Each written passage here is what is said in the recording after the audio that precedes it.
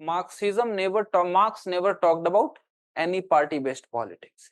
He himself felt that he talked about class in itself, transforming to class for itself. So what he felt was that the workers, they themselves will develop that generosity, that consciousness, that this is our common class interest and our common class interest can be preserved and protected, and this ongoing exploitation, this can be prevented only when we overthrow the existing order, and which is Marxist revolution. So Marx was talking in theory. Marx could never implement his ideas on the ground. But when it was time for implementation of ideas on the ground, then what Lenin saw was that these workers whom we are talking about bringing in that revolutionary consciousness to overthrow the state, what is happening is that when the bourgeois, they are just giving additional incentive for work, that okay, your wage will be increased, okay, your working hours will be reduced, okay, your working conditions will be improved. They are satisfied with this only, and they are going back to work. So if you are satisfied with only this much, then how I can expect that you will tomorrow go for revolt against the state, which requires a far bigger unity, far bigger purpose. Because today, if you are negotiating with a merely capitalist, tomorrow state is in a far more stronger position to negotiate with you.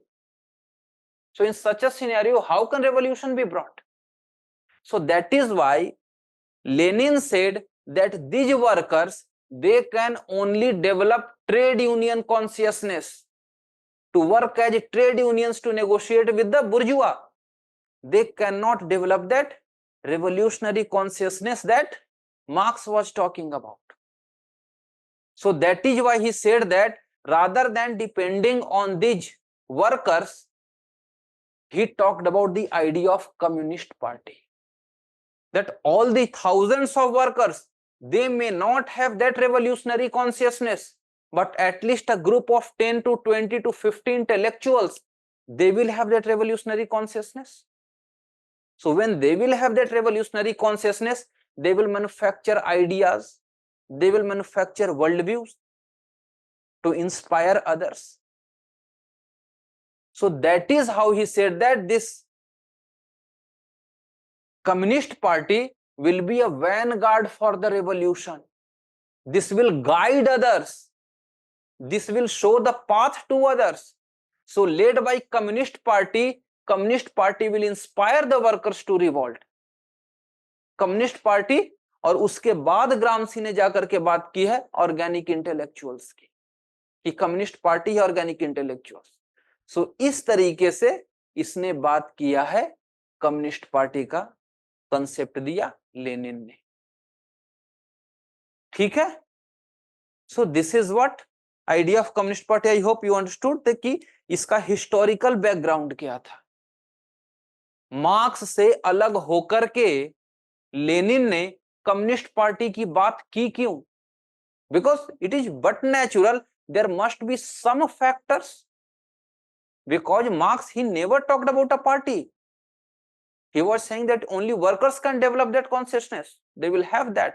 But when he saw, because Marx हमेशा एक idealistic world में घूम रहा था.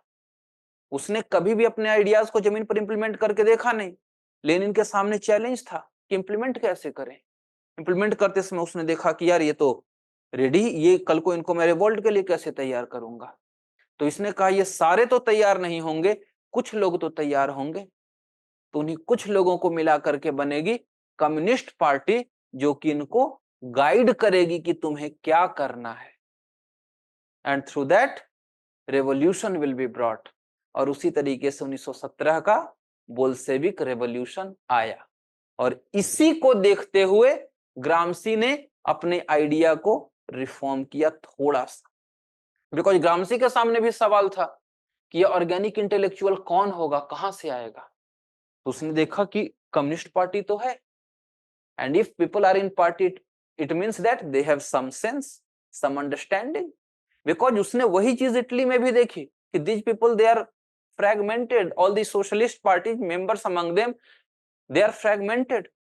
तो उसी ने कहा कि कम्युनिस्ट पार्टी का आइडिया जो लेनिन ने लाया वो सही है, उसी मुताबिक चलो।